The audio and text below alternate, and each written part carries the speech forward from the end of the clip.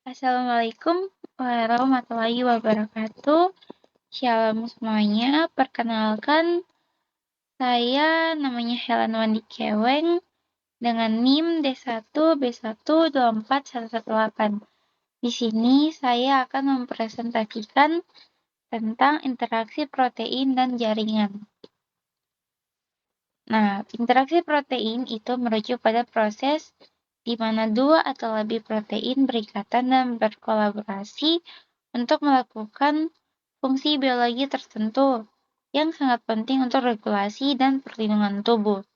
Interaksi antara protein sangat penting untuk transduksi sinyal, pembentukan protein kompleks, dan pengendalian fungsi sel, kontribusi pada homeostatis, dan respon sel terhadap rangsangan eksternal.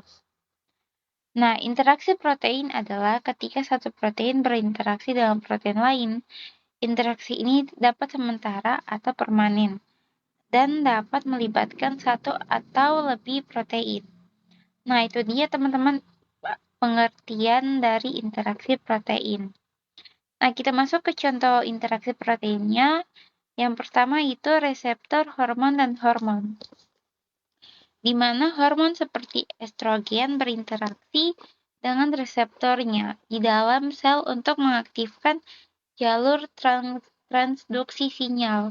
Yang kedua itu enzim substrat, di mana enzim seperti amilase berinteraksi dengan substrat seperti pati untuk memecahkannya. Yang ketiga itu interaksi protein dalam siklus, di mana protein seperti CDK berinteraksi dengan protein lain seperti P53 untuk mengatur siklus sel dan mencegah pembentukan sel kanker. Yang keempat itu antibodi dan antigen. Antibodi berinteraksi dengan antigen untuk menandai bakteri dan virus, sehingga sel imun dapat menghancurkannya.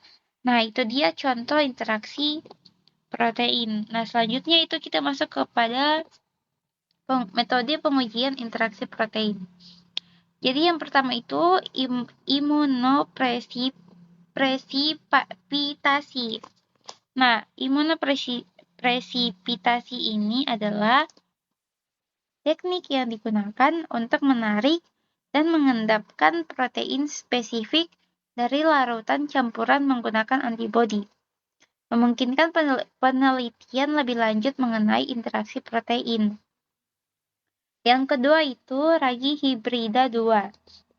Sistem ini memungkinkan deteksi interaksi protein dalam sel ragi dengan menggunakan dua domain dari protein yang memfasilitasi ekspresi gen target ideal untuk menyaring interaksi dalam skala besar. Yang ketiga itu metode analisis bioinformatika. Nah, bioinformatika ini menyediakan alat untuk menganalisis data interaksi protein dan memetakan interaksi kompleks melalui algoritma prediksi dan model generatif. Nah, itu dia teman-teman metode pengujian interaksi protein. Selanjutnya itu kita masuk ke dalam peran interaksi protein dalam fungsi sel. Nah, teman-teman, interaksi protein ini memainkan peran krusial dalam berbagai fungsi sel. Mereka memungkinkan pembentukan kompleks yang diperlukan untuk proses biologis seperti pengatur gen, transduksi sinyal, dan metabolisme. Interaksi ini juga penting menjaga stabilitas struktur sel dan membedakan respons terhadap perubahan lingkungan. Nah, itu dia teman-teman peran interaksi protein dalam fungsi sel. Yang kedua, manfaat interaksi protein dalam biomedis. Yang pertama, sebagai pengembangan obat. Nah, interaksi protein menjadi fondasi utama dalam penemuan obat, khususnya dalam identifikasi target terapeutik yang efektif.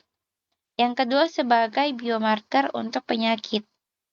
Nah, profil interaksi protein dapat mengidentifikasi biomarker yang dapat digunakan dalam diagnosis serta memprediksi respons terhadap terapi.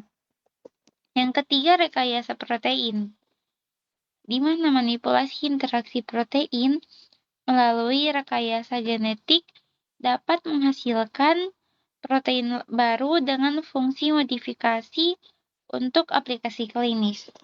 Nah, itu dia teman-teman manfaat interaksi protein dalam biomedis.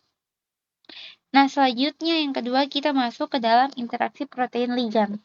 Apa sih itu ligan?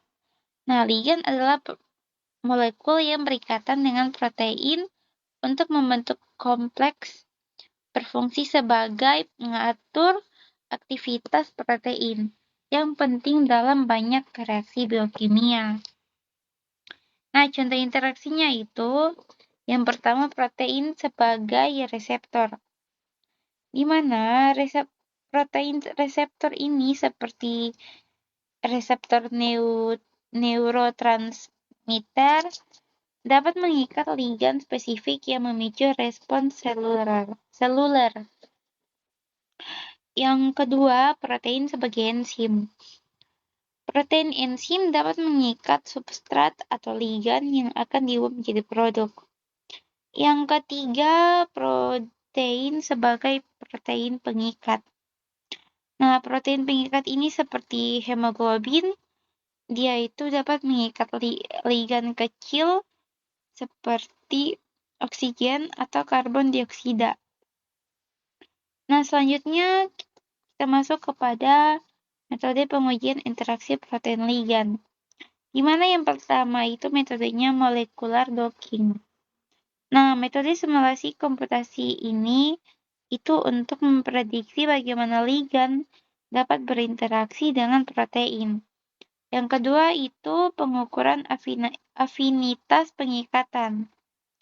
Nah, untuk mengukur seberapa kuat ligan berikatan dengan protein, menggunakan teknik eksperimental seperti titrasi.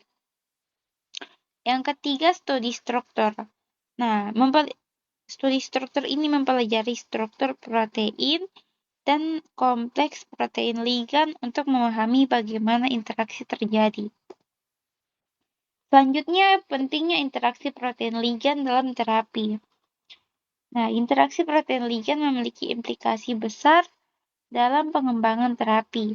Banyak obat modern dirancang untuk menargetkan interaksi ini. Dengan menggabungkan pemahaman yang lebih baik mengenai biologi molekuler, dan teknologi tinggi, hal ini menghasilkan terapi yang lebih spesifik dengan dampak sampingnya yang lebih rendah. Nah, selanjutnya yang ketiga itu jaringan interaksi protein.